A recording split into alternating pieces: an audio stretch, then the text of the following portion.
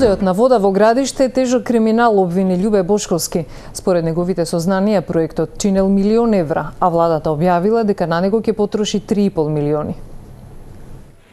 Милионски криминал на Никола Груевски и на Паско Кузман е музеот со наколното живеалиште во автокампот Градиште, обвини Љубе Бошковски. Тој тврди дека пресметката за проектот е околу милион евра, а не 3,5 милиони, сума презентирана од Министерката за култура. Само со колците на кои се поставуваат дрвените куќи е направена проневера од 350.000 евра.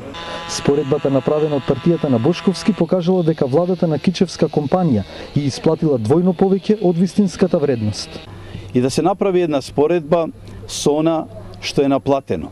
Да се спореди со цените кои се во Финска, во Литванија, во Хрватска, во Србија и во Бугарија, за да се види дека само на дрвата се украдени повеќе од 350.000 евра.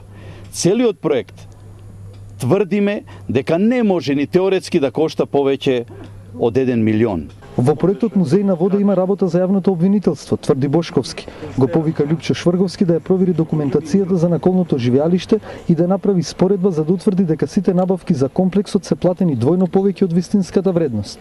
Од владата демантираат, остануваат на ставот на министерката Канчевска Милевска, дека проектот вреди 3,5 милиони евра и дека ќе биде завршен за 1 месец.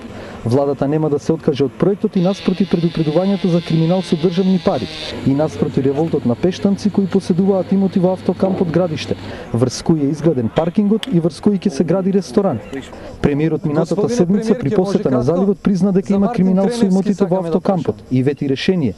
Од денеска на товар му е обвинувањето дека се крадат државни пари за реализација на музеот на вода.